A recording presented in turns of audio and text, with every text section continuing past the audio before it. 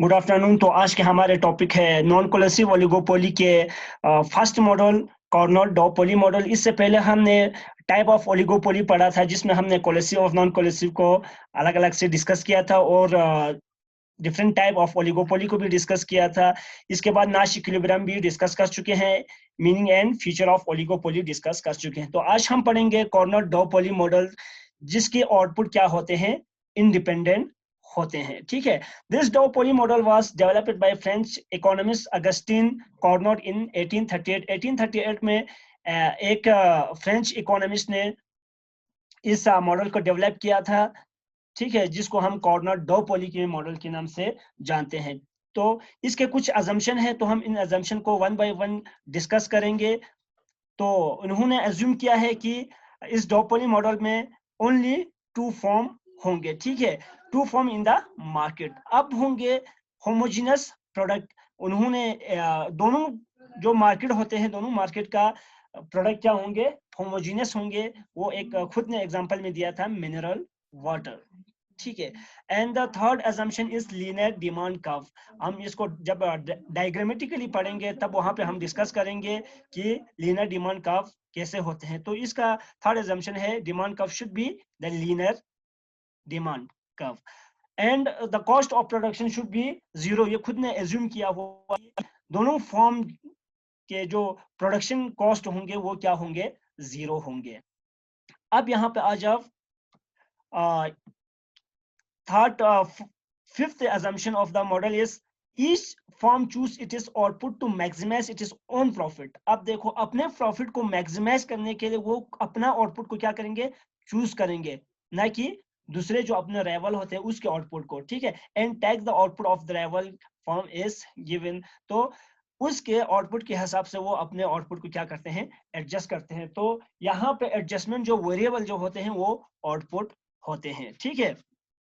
अब यहाँ पे सेम है, मीनिंग दोनों का सेम है, बस जस्ट एक्सप्लेनेशन जो रिटर्न ये अलग है। बस each form act on the assumptions that its competitor will not change its output and decide its own output so as to maximize profit। तो अपने मैक्सिमम प्रॉफिट को मैक्सिमाइज करने के लिए फर्म क्या करेंगे, अपने आउटपुट को चेंजेस करेंगे। ठीक है। therefore adjustment variable in the cornered model is output। तो यहाँ पे आउटपुट एक ऐसा वेरिएबल है जो एडजस्ट करते हैं। ठीक है। अदरवाइज यहाँ पे प्राइस होते हैं, उनको यहाँ पे एडजस्टमेंट नहीं किया जाते हैं। ठीक है। जब हम बर्नर डुओपोली मॉडल को डिस्कस करेंगे, वहां पे प्राइजेस क्या होते हैं, एडजस्टमेंट वेरिएबल होते हैं। तो हम इसको इसके मैथमेटिकल एक्सप्लेनेशन भी साथ में डिस्कस करेंगे। ठीक है। इसके बाद इसका थ्योरेटिकल जो एक्सप्लेनेशन है वो भी हम साथ में डिस्कस करेंगे। अब आ जाओ, ये है डायग्राम किस चीज का, कॉर्नर डुओपोली मॉडल का। This is Y axis and this is X axis. ठीक है। तो वाई एक्सिस पे हम प्राइजेस को शो करते हैं एंड एक्स एक्सिस पे हम आउटपुट को शो करते हैं। ठीक है। And this is demand curve, this line is up to D तक। ठीक है। ये हमारे फॉर्म के, यहाँ पे दो फॉर्म होते हैं। फर्स्ट जो फॉर्म होते हैं फॉर्म ए, उसका डिमांड कर्व है। ठीक है, ये हो गया। अब यहाँ पे प्राइजेस, वाई एक्सिस पे प्राइजेस को शो करते हैं आप। This line is our marginal curve, marginal curve. ठीक है। तो यहाँ पे साथ में दिया हुआ है फॉर्म ए का मार्जिनल कर्व है। ठीक है।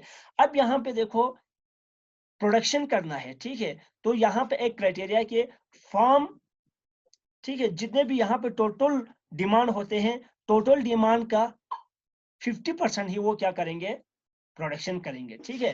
फॉर एग्जांपल यहाँ पे 100% क्या है, डिमांड है गुड्स का। ठीक है। उस गुड्स के 100 डिमांड का ओनली क्या करेंगे, 50% ही प्रोड्यूस करेंगे, मींस कि 50% ही सप्लाई करेंगे। तो अदर 50% जो बचते हैं, ठीक है, जो अपकमिंग न्यू जो फॉर्म इंटर करेंगे वो क्या करेंगे, प्रोड्यूस करेंगे। अब यहाँ पे देखो एक क्राइटेरिया है। ठीक है।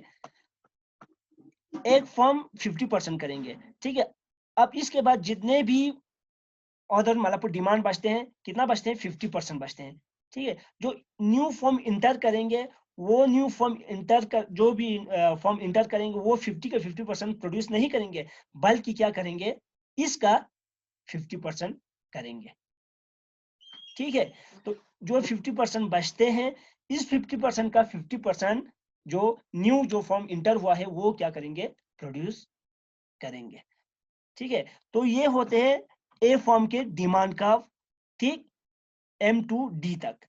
ठीक, अब जो नया फॉर्म इंटर करेंगे उसका डिमांड कर्व होते हैं यहां से लेकर यहां तक, K टू D तक। ठीक है, जो फॉर्म न्यू फॉर्म इंटर करेंगे उसका डिमांड कर्व। ठीक है, तो उस फॉर्म का डिमांड कर्व का जो मार्जिनल रेवेन्यू होते हैं वो कहाँ पे होते हैं, यहां से स्टार्ट होते हैं। This is marginal revenue of firm B. तो हम इसको मैथमेटिकल जो किस तरह डिराइव होते हैं उसके थ्रू हम इसको क्या करेंगे, एक्सप्लेन करेंगे। तो यहाँ